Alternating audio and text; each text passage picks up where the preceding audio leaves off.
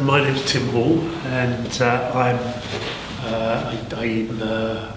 teach at the University Centre of Peterborough, in the second phase there of the setup of the university. My main kind of focus is around public engagement and community focus of the university. Before that, I worked at the University of East London, and I was doing similar work there. It was around public engagement. It was around the kind of pivoting of universities to a kind of public focus and how they could interact and relate and work better with their communities. So, University of East London, like Peterborough, mainly disadvantaged students coming from disadvantaged backgrounds, members of the community. They're basically living close to where they are studying. And at UEL, East London, we found that a lot of students were struggling with debt. This came up quite naturally, really, in conversations about where's your assignment? Okay, the phone's going every 5 minutes, what's happening? We found out after doing a little bit of research there that as many as 10% of our students were financing their way through their studies on payday loans. So we had to think about that, got together with trade unions and some kind of local partners and thought, what can we do?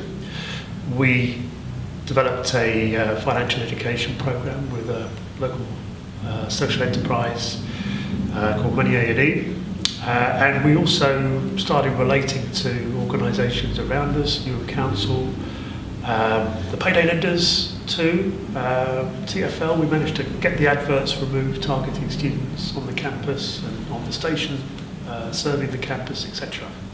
We were also part of a kind of broader campaign that was led by Citizens UK, which culminated in the attempt to create a community finance foundation in which fines levied on banks would be used, put in a pot to enhance the supply of ethical alternative credit. So, in terms of, that's the problem, right? We're about student debt, and student debt just as a broader kind of community debt. So in terms of ongoing solutions to that, clearly there's a problem of, not all problems can be solved by looking at the supply of products, trying to generate more ethical loans, etc. There's a demand problem here. Demand for credit is too high, and there are big structural issues that need to be addressed. But my main kind of focus is around universities, really, as agents of the common good, linking up with other civil society associations, organisations to respond to these problems, just as we did in East London. I think, that's really the core of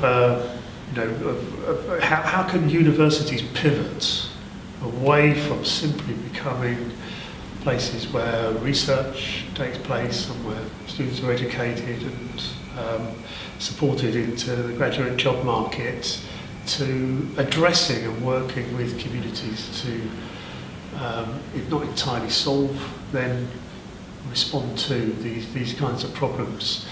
Financial inclusion is a key one of those. There are other areas as well, like low wages. It seems to me that there's an opportunity for universities to link up with other civil society organisations and really lead a response there. It means broadening their agenda, broadening their mission, frankly, to areas like issues of the common good, like access to credit.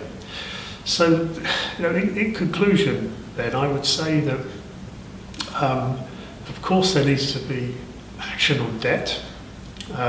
There needs to be a regulation of products that are harmful, frankly.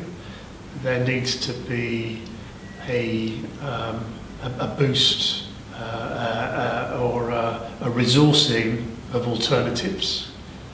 But there also needs to be concerted civil society action led by universities, I think, and on issues like this. So my work then in East London continues in Peterborough, and the university, when it becomes, it has its own independent status, will be configured in this way.